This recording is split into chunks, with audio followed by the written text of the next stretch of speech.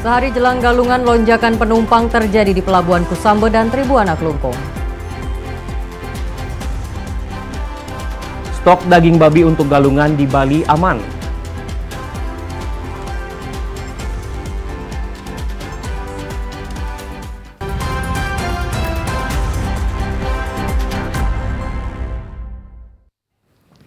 Om Swastiastu. Saudara, selain dua topik utama tadi, kami telah menyiapkan beragam informasi penting dan menarik lainnya dalam Bali hari ini. Bersama saya Ade Yulia. Dan saya Kade Aditya, berikut Bali hari ini selengkapnya.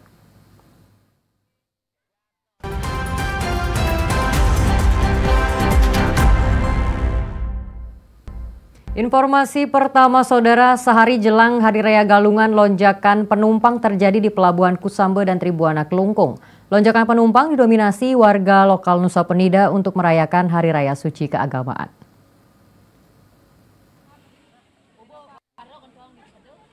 Setiap menjelang Hari Raya Galungan, lonjakan penumpang menuju Nusa Penida selalu terjadi.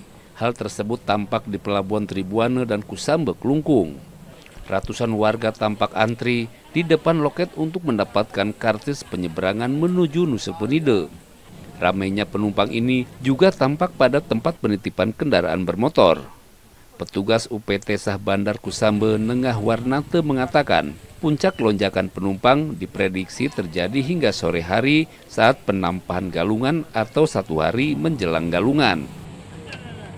Menyeberang dari Kusambe pulang ke kampung halaman, lonjakan penumpang terjadi pada kemarin sore. Dan puncaknya terjadi pada hari ini saat penampahan Galungan. Masyarakat sudah berduyun-duyun dari sejak pagi melakukan penyeberangan menuju kampung halaman Nusa Penida. Untuk mengakomodir penumpang dari dan menuju Nusa Penida, pelabuhan penyeberangan Tribuana dan Kusambe Kelungkung tetap dibuka pada Hari Raya Galungan, yakni hari Rabu. Ketut Setiawan melaporkan. Hingga satu hari jelang Hari Raya Galungan, pedagang perlengkapan penjor di Karangasem masih kebanjiran pesanan. Pesanan kebanyakan datang dari warga perantau yang pulang untuk merayakan Galungan di kampung halaman.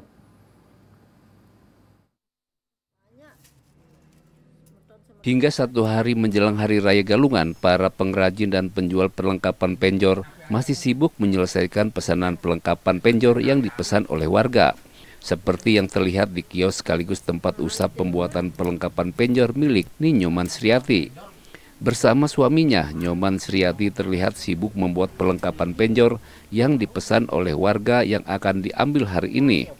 Nyoman Sriati menyebutkan, sehari menjelang Galungan ini, pesanan paling banyak datang dari warga perantauan yang bekerja di Denpasar, di mana saat penampahan Galungan atau sehari menjelang Galungan, mereka pulang ke Karangasem dan langsung memasang penjor untuk menyambut Hari Suci Galungan. Sudah lama, berapa lama Bu? Udah 8 tahun. Udah 8 tahun Bu ya? Oke Bu, dalam sehari bisa menyelesaikan ada berapa set Bu? Kalau penjor 5 set. 5 set sehari Bu ya? Bisa. Ya. Oke Bu. Yang paling sulit dikerjakan apa yang? Nggak ada yang sulit. Oke. Sudah biasa. Sudah biasa Bu ya?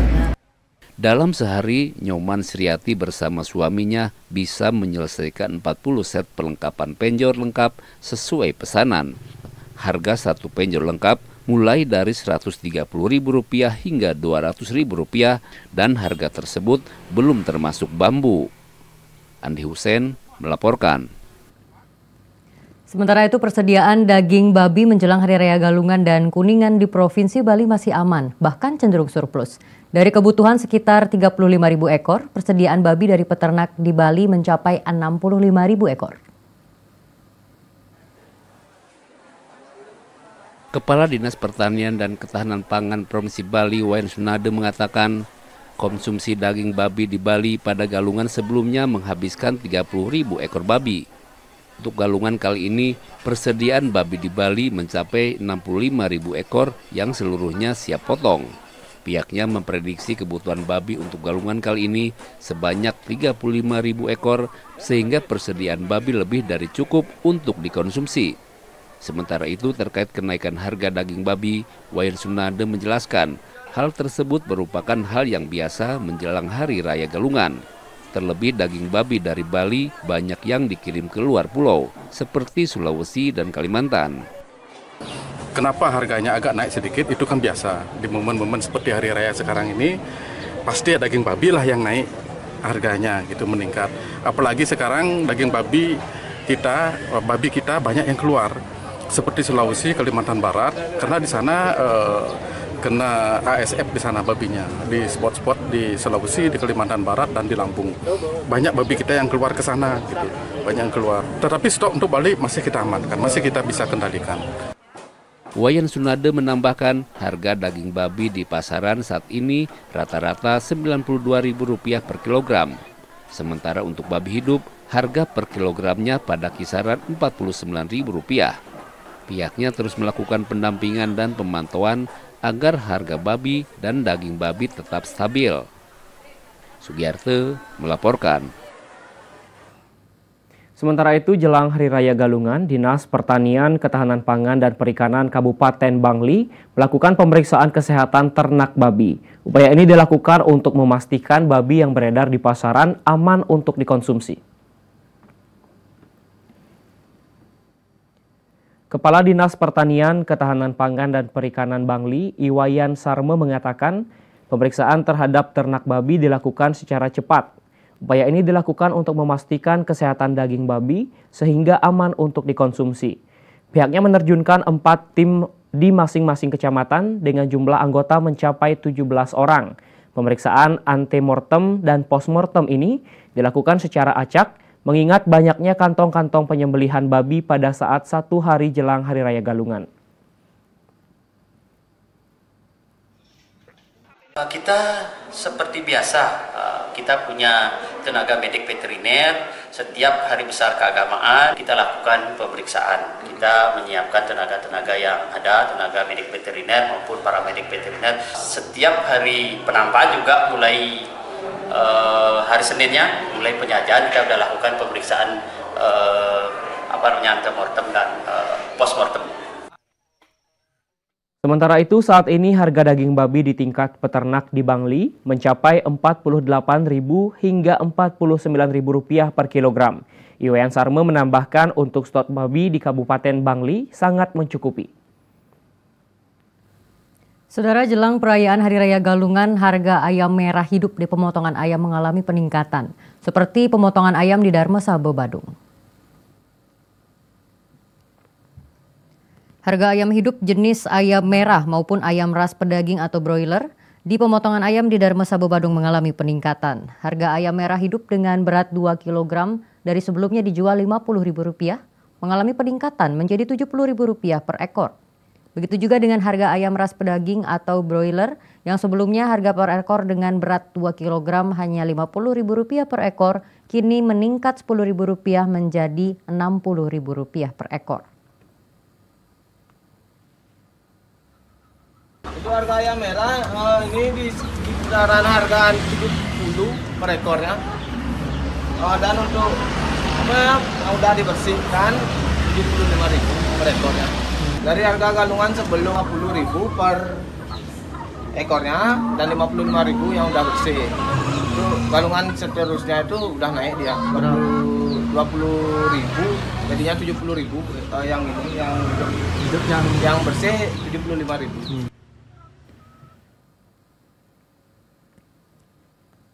Pedagang ayam hidup di Darmasabo, Bandung mengaku peningkatan harga ini biasa terjadi menjelang Hari Raya keagamaan seperti Hari Raya Galungan. Menjelang Hari Raya Galungan, harga beberapa bumbu mengalami kenaikan. Para pedagang mengaku kenaikan harga ini akibat melonjaknya permintaan masyarakat.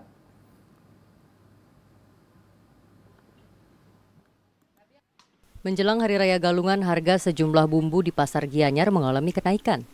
Harga cabai dari yang sebelumnya Rp25.000 per kilogram kini naik menjadi Rp40.000 per kilogram. Sementara itu harga bawang merah juga mengalami kenaikan, yakni dari Rp14.000 per kilogram kini menjadi Rp25.000 per kilogram. Untuk harga bawang putih sejak 3 bulan lalu sebesar Rp35.000 per kilogram. Salah seorang pedagang Nimade Sulasmi mengatakan kenaikan harga bumbu karena adanya peningkatan permintaan saat jelang Hari Raya Galungan.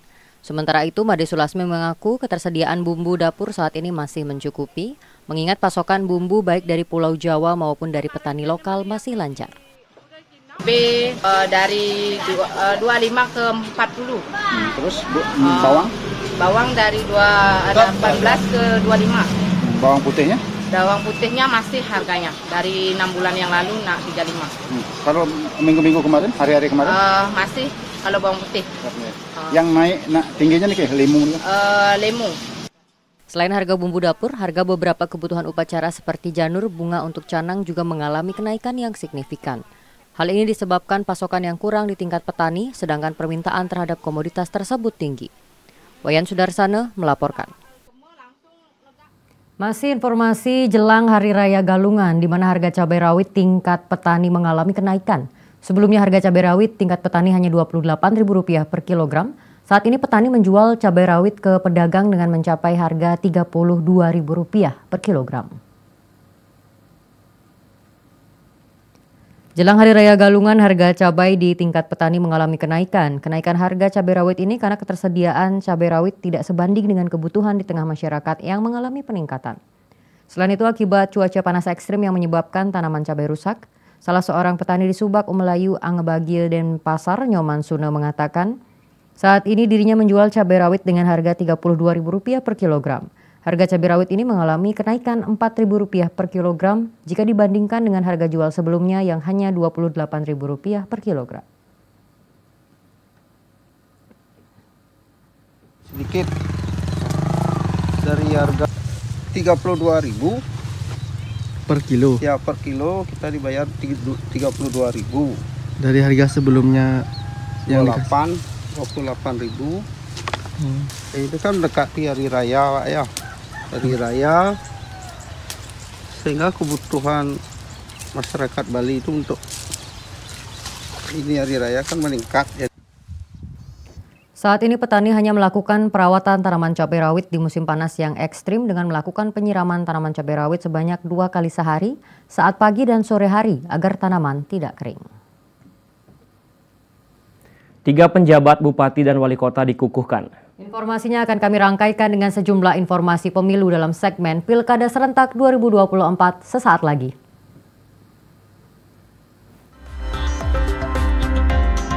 TVRI Bali, media pemersatu bangsa. Ini adikku, umurnya cuma beda 1 tahun dariku, tapi selalu minta dibantu. Ternyata adik stunting, gagal tumbuh, gagal berkembang, dan juga sakit-sakitan. Andai ada yang bisa kulakukan. Jaga anak-anak kita, jangan sampai tumbang. Pantau tumbuh kembang anak, cegah stunting sejak dini. Om Swastiastu, Rahayu untuk kita semua. Saya Sang Made Mahendrajaya, penjabat Gubernur Bali, mengucapkan selamat Hari Galungan dan Kuningan tanggal 25 September dan 5 Oktober 2024 kepada seluruh umat sedharma dimanapun berada. Semoga momen suci ini menjadi pengingat untuk selalu menjalankan kebajikan, menjaga keharmonisan, dan mempererat tali persaudaraan, ngerumbe, menciptakan kedamaian dan kebahagiaan bagi kita semua. Bali Dwipa Jaya, Om Santi, Santi, Santi, Om.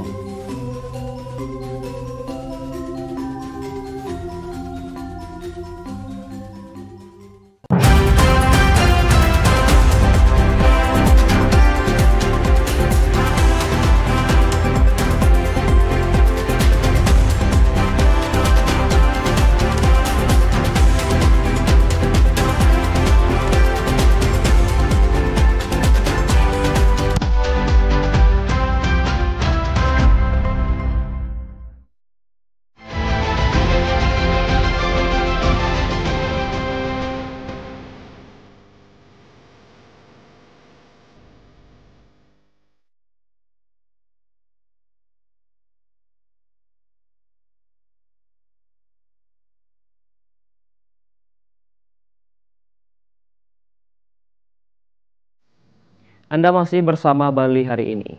PJ Gubernur Bali mengukuhkan 3 penjabat sementara atau PJS Bupati dan Wali Kota. 3 PJS diharapkan dapat melaksanakan tugas secara lurus, inovatif, serta dapat menjaga stabilitas pemerintahan, politik, dan ketertiban. Ketiga pejabat eselon 2 ini menjadi PJS untuk mengisi cuti kampanye para kepala daerah yang mengikuti Pilkada Serentak 2024. 3 PJS yang dikukuhkan adalah Kalaksa BPBD Bali, Imadi Rentin, sebagai PJS Bupati Bangli, Karo Pemerintahan dan Kesejahteraan Rakyat Setda Provinsi Bali, Iketut Sukrenegara, sebagai PJS Bupati Jembrane, serta Asisten 1 Setda Provinsi Bali, Dewa Mahendra, sebagai PJS Wali Kota Denpasar. Sekda Provinsi Bali, Dewa Made Indra, mengatakan para PJS diharapkan dapat menjalankan tugas dengan baik dan menjaga netralitas aparat pemerintahan selama Pilkada Serentak. Filosofi dasarnya, kepala pemerintahan itu tidak boleh kosong. Sejam pun ya nggak boleh kosong. Oleh karena itu, setiap kepala pemerintahannya tidak ada, maka harus ada yang mengisi. Karena kepala daerah itu adalah pemimpin pemerintahan, penanggung jawab utama pemerintahan, itu nggak boleh kosong. Nah sekarang ini beberapa bupati, juga wali kota dan wakil mengikuti kontestasi pilkada. Maka sesuai aturan, pejabat-pejabat itu harus mengambil cuti di luar tanggungan negara. Pengukuhan ketiga PJS dilaksanakan di Gedung Wiswasabha Kantor Gubernur Bali. Pengukuhan PJS guna memastikan selama Pilkada Serentak tidak ada kepala pemerintahan yang kosong. Haris Sulprima melaporkan. KPU Provinsi Bali menggelar deklarasi kampanye damai Pilkada Bali yang disepakati 2 paslon. Di Senin siang, deklarasi ini dilangsungkan lebih awal dari jadwal nasional karena mengingat umat Hindu Bali akan menggelar Hari Raya Galungan. Deklarasi kampanye damai Pilkada Bali dihadiri langsung oleh 2 pasangan calon gubernur dan wakil gubernur Bali, Made Mulyawan Arya Putu Agus Suratnyana dan Wayan Koster Nyoman Giri Prasta, beserta dengan partai pendukung. Deklarasi diawali dengan pembacaan kesepakatan Pilkada Damai oleh Ketua KPU Provinsi Bali, Dewa Agung Gedeli Dartawan, diikuti oleh seluruh peserta. Sebagai bentuk kesepakatan menjaga Pilkada Damai, 2 paslon, partai pendukung, KPU, dan Forkompinda Bali menandatangani deklarasi Pilkada Damai. Ketua KPU Provinsi Bali, Dewa Agung Gedeli Dartawan, menyatakan deklarasi kampanye damai Pilkada Bali dilaksanakan lebih awal dari agenda nasional KPU RI karena bertepatan dengan persiapan Hari Raya Galungan. Deklarasi kampanye damai Pilkada Serentak seharusnya digelar menjelang hari pertama kampanye. Kita lakukan deklarasi ini lebih awal, mestinya tanggal 25 diperintahkan RI untuk serentak karena kita bertepatan dengan Hari Raya Galungan. Kita harus menghargai masyarakat dan kita semua sebenarnya sekarang di Bali ini sudah hari Senin itu mestinya sudah di rumah masing-masing untuk menyiapkan segala sesuatu untuk di Hari Raya Galungan. Maka itu kita minta izin resmi ke RI, silakan. Jumlah poin dalam deklarasi Pilkada Damai diantaranya mewujudkan pemilihan yang langsung, umum, bebas, rahasia, jujur, dan adil, melaksanakan kampanye pemilihan yang aman, tertib, dan damai, berintegritas, tanpa hoaks, tanpa politisasi sara, dan tanpa politik uang, serta melaksanakan kampanye pemilihan berdasarkan peraturan perundang-undangan yang berlaku. KPU Kota Denpasar menggelar deklarasi kampanye damai. Selain mewujudkan pemilihan yang langsung, umum, bebas, dan rahasia, juga kampanye yang berintegritas tanpa hoaks dan politisasi sara. Pasca melakukan proses penetapan nomor urut bagi pasangan calon wali kota dan wakil wali kota, KPU Kota Denpasar melaksanakan deklarasi kampanye damai. Ketua KPU Kota Denpasar, Dewa Ayu Sekar Anggraini, mengatakan selama masa tahapan kampanye terdapat 2 hari yang bertepatan dengan hari raya, yakni Hari Raya Galungan dan Hari Raya Kuningan. Pada kedua hari raya tersebut KPU tidak melakukan kampanye, namun diimbau melakukan persembahyangan bersama.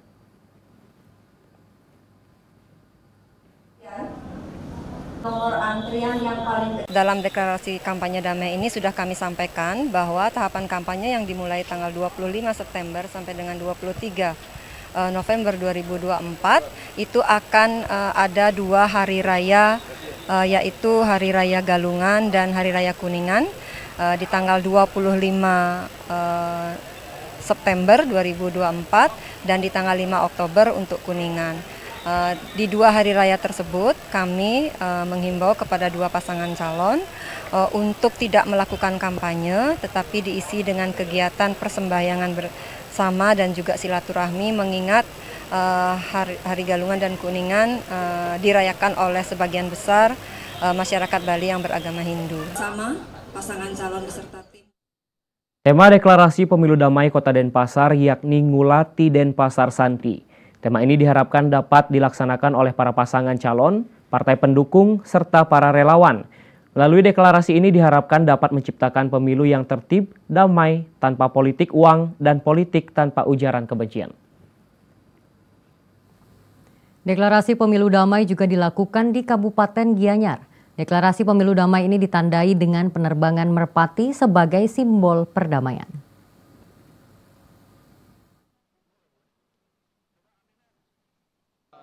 Seluruh partai politik pengusung dan pendukung 2 pasangan calon bupati dan wakil bupati bersama tim suksesnya mendeklarasikan Pilkada Damai pada perhelatan politik 27 November 2024. Deklarasi ini dirangkaikan dengan penandatanganan dokumen serta pelepasan balon dan burung merpati sebagai simbol komitmen bersama untuk mewujudkan Pilkada serentak yang damai. Menjaga kondusivitas di wilayah Gianyar selama pelaksanaan Pilkada ini sangat penting. Selain menjaga agar setiap tahapan pesta demokrasi berjalan lancar, menjaga keamanan dan ketertiban di wilayah Gianyar selama Pilkada berlangsung akan berpengaruh terhadap citra pariwisata. Hal ini mengingat Gianyar merupakan salah satu daerah tujuan wisata. Kapolres Gianyar AKBP Umar mengatakan untuk memperketat keamanan pihaknya juga telah menyiagakan 650 personel di seluruh wilayah hukum Polres Gianyar. Melaksanakan deklarasi dan doa bersama beserta seluruh elemen masyarakat, baik tokoh agama, tokoh adat maupun tokoh masyarakat serta para partai pendukung masing-masing pasangan calon untuk memberikan komitmen dalam menjaga pelaksanaan pemilu kada serentak di Kabupaten Gianyar ini tetap berjalan dengan kondusif.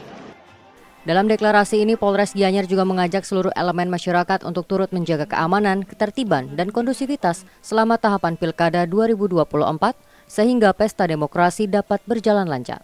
Wayan Sudarsana melaporkan. KPU Provinsi Bali memutuskan untuk membagi wilayah Bali menjadi 2 zona selama masa kampanye pemilihan gubernur 2024. Kedua pasangan calon diberikan kesempatan berkampanye setiap hari di 2 zona berbeda tersebut. Memasuki masa kampanye pemilihan kepala daerah 2024, KPU Provinsi Bali membagi wilayah Bali ke dalam 2 zona.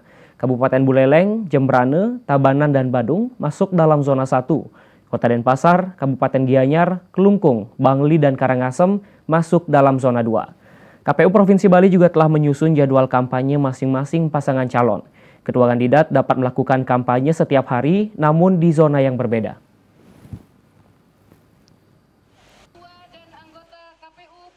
Di kabupaten kotanya mereka juga akan bersinggungan.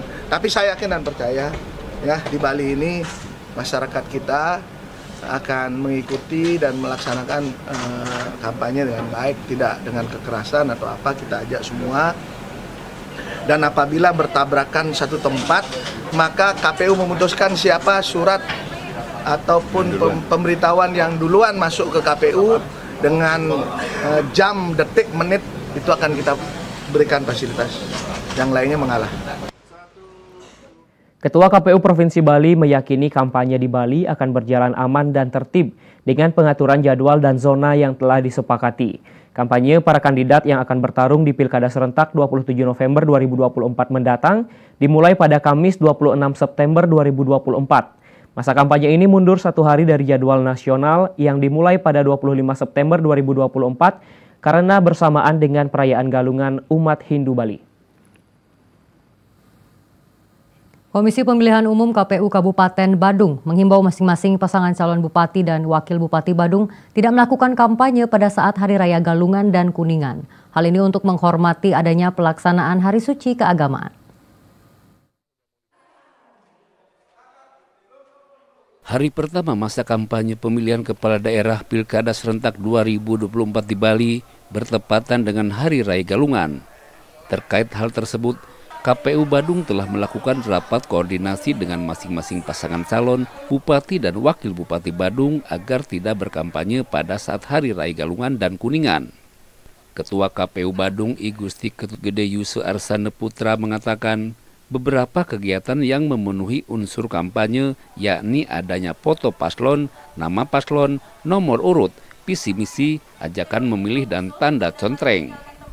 Kendati demikian, KPU Badung masih memberikan kesempatan masing-masing paslon untuk memanfaatkan Hari Suci Galungan sebagai awal kampanye dengan bentuk kegiatan yang disesuaikan dengan suasana keagamaan, seperti sembahyang bersama dan bukan menonjolkan kegiatan politik.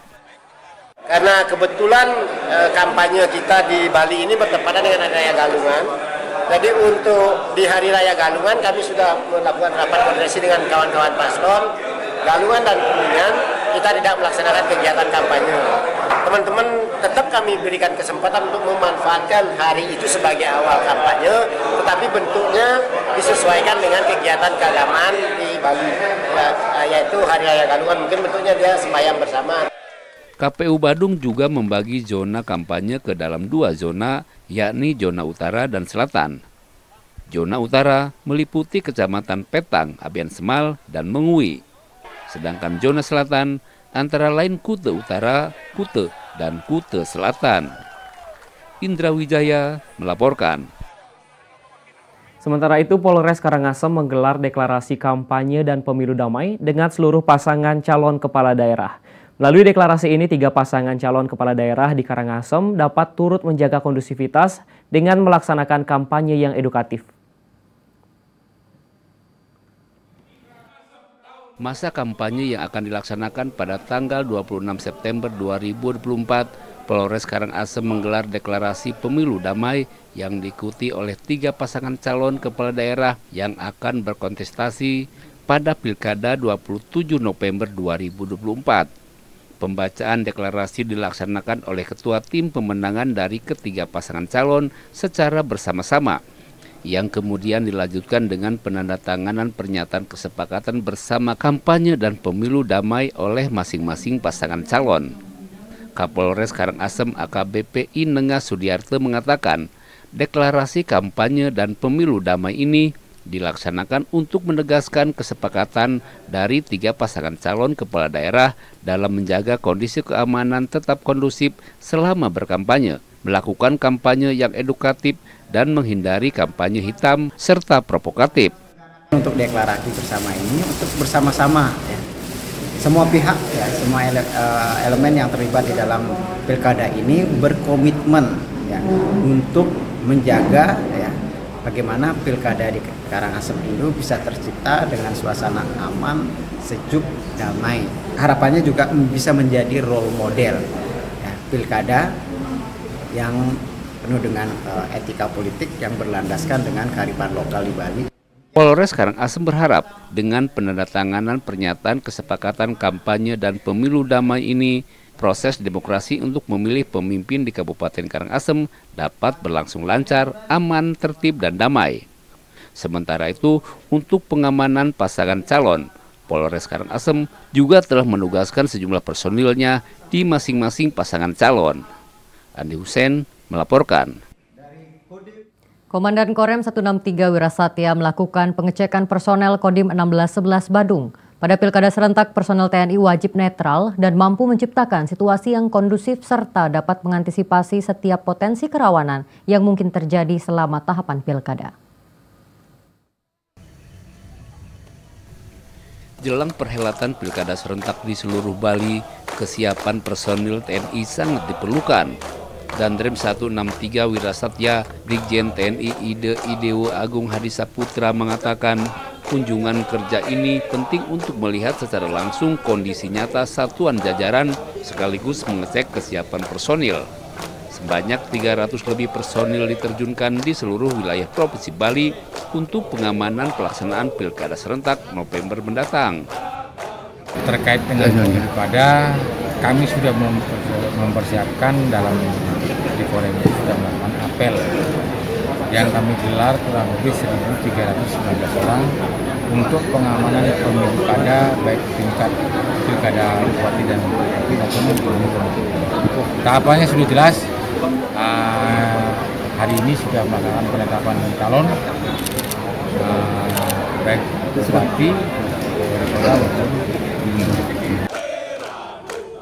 Pada kunjungan kerja ini, Danrem 163 Wirasatya diterima langsung oleh Komandan Kodim 1611 Badung, Letkol Infantri Iputu Tangkas Wiratawan.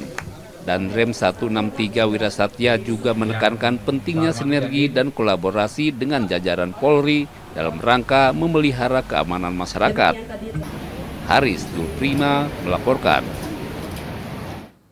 KPU Kabupaten Jembrane telah menetapkan nomor pasangan calon bupati dan calon wakil bupati Jembrane pada Senin 23 September 2024 di kantor KPU Jembrane.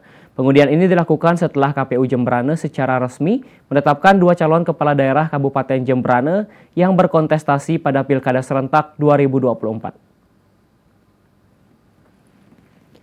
Hasil dari pengundian nomor urut tersebut, pasangan calon Inengah Tambe dan Made Suwardana mendapatkan nomor urut 1 dan pasangan calon bupati dan wakil bupati Made Kembang Hartawan dengan Patriana Krisna mendapatkan nomor urut 2. Pengundian nomor urut ini dilakukan setelah kedua pasangan calon telah lolos verifikasi. Ketua KPU Jembrane Iketut Adi Sanjaya mengatakan setelah pengundian nomor pasangan calon selesai, tahapan berikutnya yakni kegiatan kampanye yang dilaksanakan mulai tanggal 25 September 2024 hingga 22 November 2024. Namun untuk Provinsi Bali kegiatan kampanye dimulai pada 26 September mengingat tanggal 25 September umat Hindu Bali merayakan Hari Raya Galungan. Kita sudah persiapan untuk tahap kampanye karena tanggal 25 kita sudah memulai awal kampanye sampai dengan tanggal 23 November. Tapi berdasarkan kesepakatan kami bersama bahwa untuk tanggal 25 Galungan dan juga untuk Hari Raya Kuningan kita sepakati untuk tidak melaksanakan kampanye. Jadi total kampanyenya adalah 58 hari karena seharusnya 60 hari ya. Sementara itu pasangan Tambedana diusung oleh 5 partai, yakni Partai Demokrat, Golkar, Gerindra, Nasdem, dan PSI. Sementara pasangan Kembang dan IPAT diusung oleh 3 partai, yakni PDI Perjuangan, PKB, Partai Persatuan Pembangunan, serta 9 partai non-parlemen. 3 paslon Bupati dan Wakil Bupati Kelungkung apresiasi KPU atas suksesnya semua tahapan pilkada hingga pada penetapan paslon. Hal tersebut disampaikan pada acara deklarasi Pilkada Damai di kantor KPU Kelungkung. 3 paslon sudah ditetapkan oleh KPU Kelungkung menjadi pasangan calon atau paslon Bupati dan Wakil Bupati Kelungkung 2024. Semua paslon Bupati dan Wakil Bupati Kelungkung menyambut baik ajakan KPU Kelungkung untuk menuntaskan tahapan pilkada secara jujur, santun, dan bermartabat. Hal tersebut sebagai upaya mewujudkan Pilkada Kelungkung yang damai tanpa adanya gesekan ataupun ketersinggungan antara paslon dan pendukung. Terlebih Kelungkung menjadi barometer Pilkada Damai karena Kelungkung merupakan pusat budaya di Bali yang berlandaskan kesatria mahotama yang menjunjung tinggi pesemetonan. Wujudkan suasana yang kondusif tidak hanya melalui peran TNI Polri tapi juga atas peran warga khususnya pasangan calon Bupati dan Wakil Bupati Kelungkung. Terkait hal tersebut, 3 paslon Bupati dan Wakil Bupati Kelungkung sepakat untuk mewujudkan Pilkada Santi dan mewujudkan demokrasi yang berintegritas.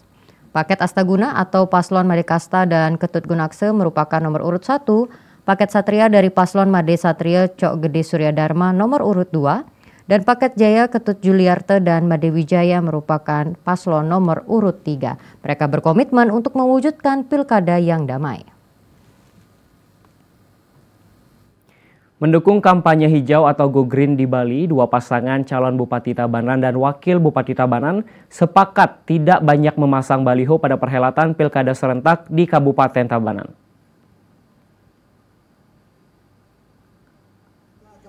Jelang perhelatan Pilkada Serentak di Kabupaten Tabanan, 2 pasangan calon Bupati Tabanan, Komang Gede Sanjaya dan pasangan Made Dirge, serta pasangan calon Bupati Tabanan Inyoman Mulyadi dan pasangan Wakil Bupati Nyoman Ardike datang ke kantor KPU Tabanan untuk melakukan deklarasi kampanye Pilkada 2024. Dalam deklarasi, kedua pasangan calon tersebut sepakat saat masa kampanye tanpa banyak pemasangan baliho selama pelaksanaan berlangsung. Ketua KPU Kabupaten Tabanan, Iwayan Suwirte menjelaskan, dilaksanakannya deklarasi kampanye Pilkada 2024 bersama perwakilan seluruh partai dan kedua paslon peserta pemilu kada dalam menyambut hajatan demokrasi secara riang gembira dan damai.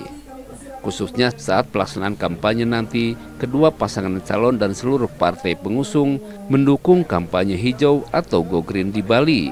Sepakat tanpa banyak baliho untuk mewujudkan kampanye hijau atau Go Green di Bali.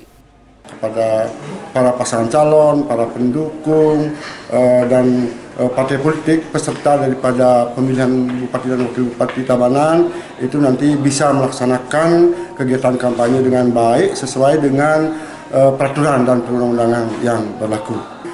Membuat iklim Tabanan ini yang sejuk, aman, dan damai.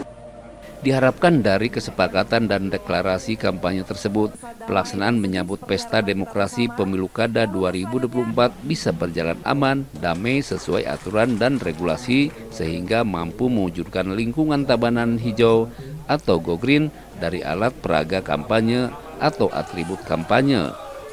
Wayan Suwantre melaporkan.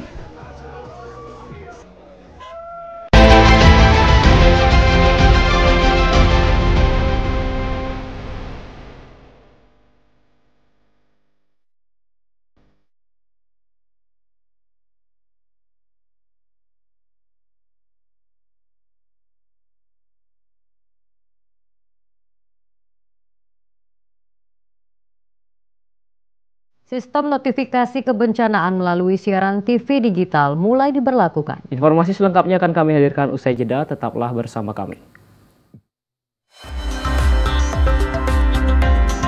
TVRI Bali, media pemersatu bangsa.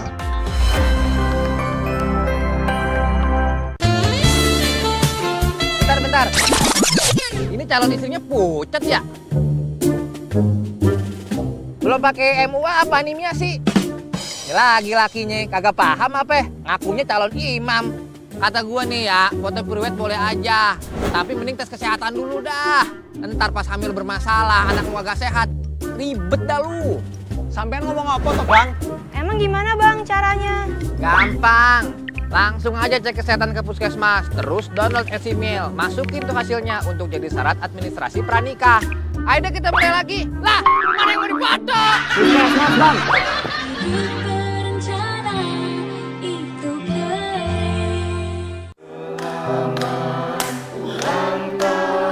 Selamat ulang tahun nenek.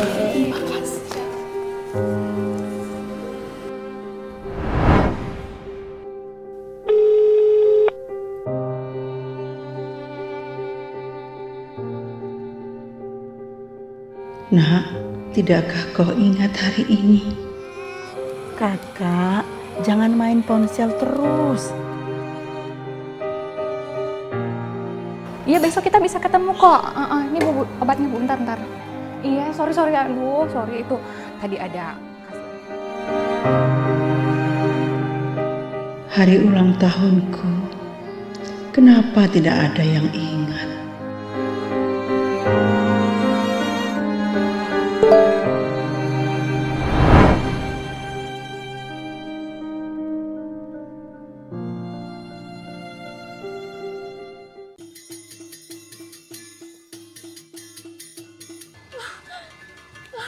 Mungkin sebentar lagi bayi yang aku kandung akan segera lahir, Dinda.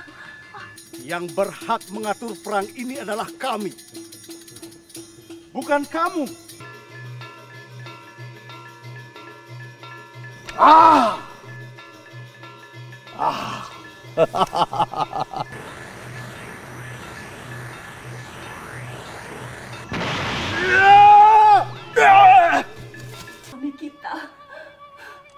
Suami kita yang menyebut dirinya Raja Agung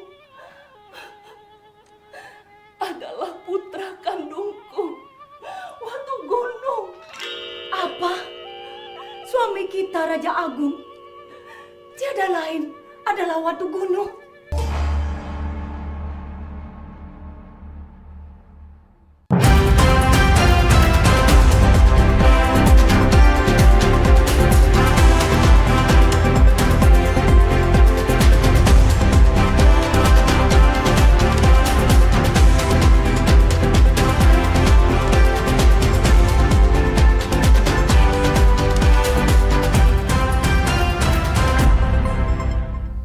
Terima kasih Anda masih bersama kami.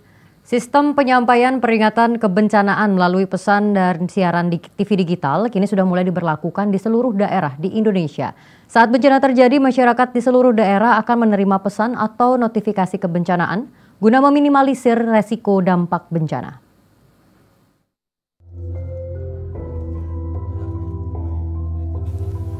Indonesia sebagai negara rawan bencana memerlukan berbagai upaya atau sistem preventif untuk meminimalisir resiko dampak bencana. Bersama Badan Meteorologi, Klimatologi, dan Geofisika atau BMKG dan Badan Nasional Penanggulangan Bencana atau BNPB, Kementerian Komunikasi dan Informatika RI mulai memberlakukan sistem penyampaian peringatan bencana melalui sistem peringatan dini atau Early Warning System, melalui siaran TV digital, dan sistem penguatan informasi bencana melalui sistem informasi pencegahan bencana Disaster Prevention Information System. Sistem notifikasi kebencanaan ini akan disebarluaskan melalui pesan singkat yang diterima masyarakat melalui telepon seluler dan muncul melalui siaran TV digital yang menjangkau seluruh daerah di Indonesia. Menteri Komunikasi dan Informatika RI Budi Aristiadi mengatakan, sistem ini memiliki fungsi yang sangat krusial, khususnya dalam mengantisipasi resiko dan dampak bencana berskala besar, seperti gempa megatrust. Pemberlakuan sistem peringatan kebencanaan ini pun didukung oleh sejumlah lembaga penyiaran TV di Indonesia, salah satunya LPP TVRI. Sistem penyampaian informasi bencana EWS dan DSIP ini pun resmi diluncurkan pada Senin siang di Badung, Bali. Nanti dengan kerjasama dengan Opsel, supaya daerah terdampak yang terjadi bencana itu sudah ada pemberitahuan. Misalnya kamu di mana, di Sumatera atau di Kalimantan, kamu lagi di sana, ada gempa di sana, langsung di. Berarti itu bukan tergantung dari device-nya ya Pak ya? Bukan. Itu ntar Opsel sama TV digital. Jadi manakala kita bawa mitigasi, evakuasi dan sebagainya, kita pakai komunikasi dengan mendedikasikan nomor 112. Untuk menerima informasi bencana melalui siaran TV digital, masyarakat harus menginput kode pos pada perangkat TV digital atau set-top box yang benar sesuai lokasi atau daerah. Selain itu, informasi bencana secara otomatis akan muncul di perangkat TV digital masyarakat saat bencana terjadi. Yasinta Andika melaporkan. Kabupaten Jembrana mendapatkan investasi berbasis olahraga berkuda dari PT Wiradharma Bakti. Investasi ini dinilai menjadi peluang untuk dapat membuka lapangan pekerjaan dan memutar roda perekonomian masyarakat Jembrana.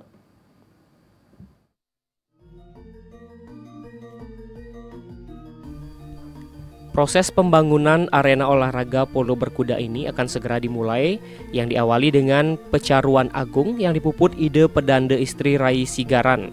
Upacara pecaruan agung di lokasi polo berkuda dilaksanakan pada Senin sore 23 September 2024. Bupati Jembrana Inengah Tambe mengatakan investasi besar ini dapat memberikan dampak positif terhadap ekonomi daerah dan menjadi cikal bakal menuju Jembrana Emas 2026.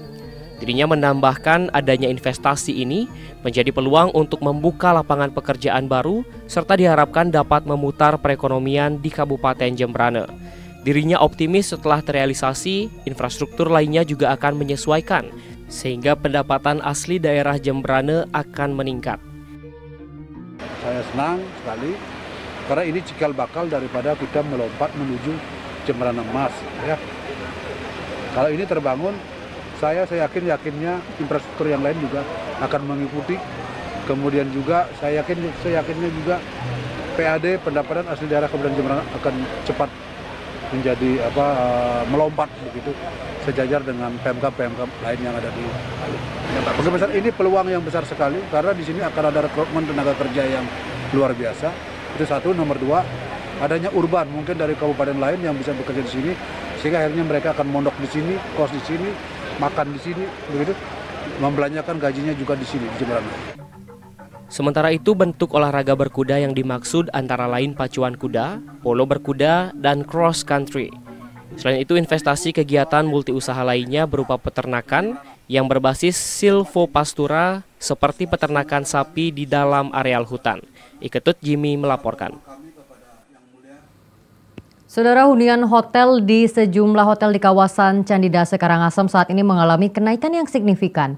Peningkatan ini seiring dengan masa libur wisatawan asing, di mana saat ini rata-rata okupansi hotel telah mencapai lebih dari 60%. Peningkatan kunjungan wisatawan ke Bali yang begitu masif membuat sejumlah hotel di Bali mengalami peningkatan hunian.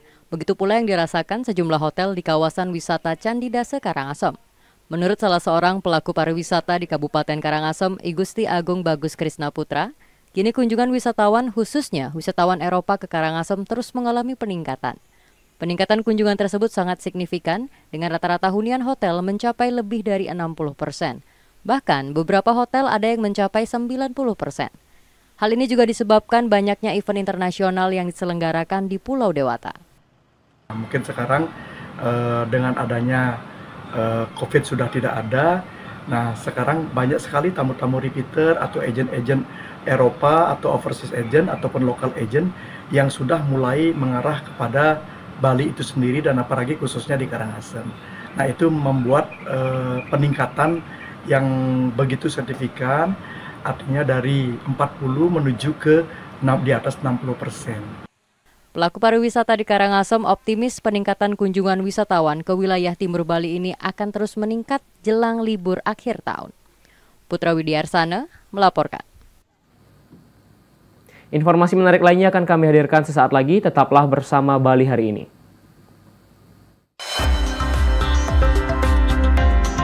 TVRI Bali, media pemersatu bangsa. Om Swastiastu, saya Dr. Dadang Hermawan, selaku Rektor ITB Stikom Bali, mengucapkan Selamat Hari Raya Galungan dan Kuningan untuk umat Hindu sedharma. Mari jadikan hari suci ini sebagai momentum untuk memperkuat keimanan, meningkatkan kebersamaan, dan menjaga harmoni dalam kehidupan bermasyarakat. Om Santi Santi Santi Om.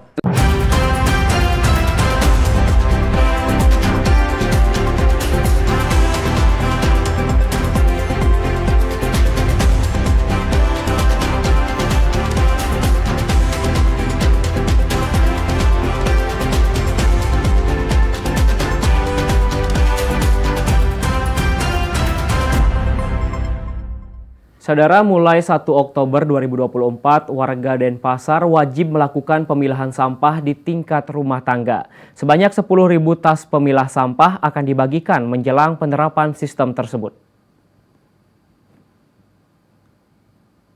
Kepala Dinas Lingkungan Hidup dan Kebersihan Kota Denpasar, Ide Bagus Putra Wirabawa mengatakan, mulai 1 Oktober 2024, warga Denpasar wajib melakukan pemilahan sampah di tingkat rumah tangga. Jika pemilihan tidak dilakukan, maka sampah tidak akan diangkut. Terkait program ini, Dinas LHK Kota Denpasar telah menyiapkan 10.000 tas pemilah sampah yang akan dibagikan untuk masing-masing rumah tangga. Sebagai upaya penanganan sampah berbasis sumber di Denpasar, pihak terkait juga telah mengembangkan percontohan pembuatan lubang tebo modern untuk mengelola sampah.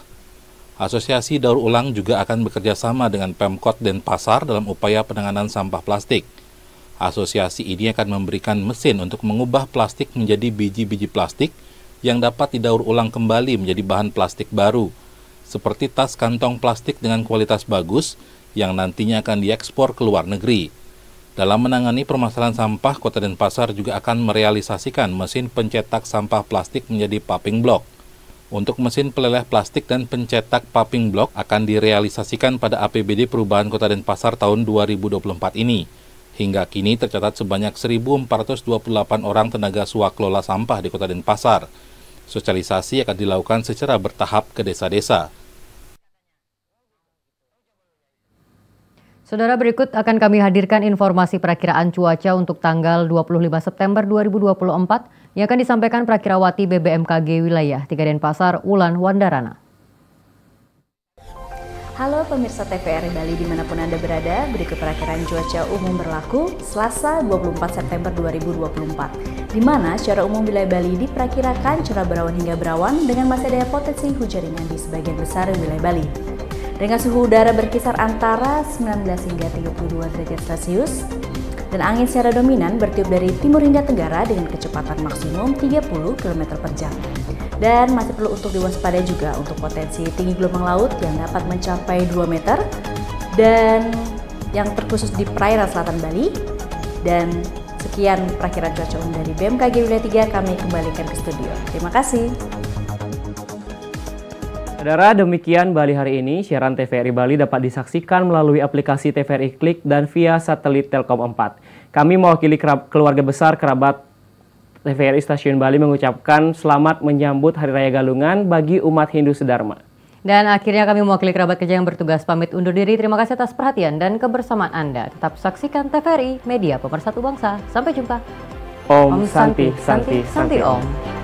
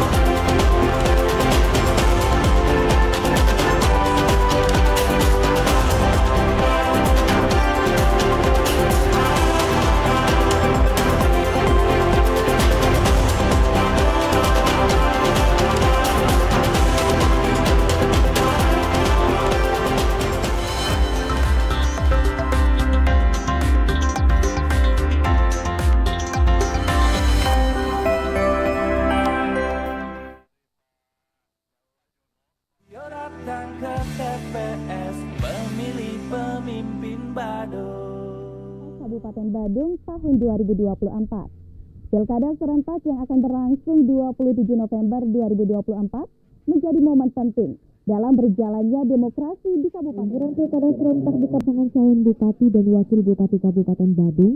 Waktu pendaftaran calon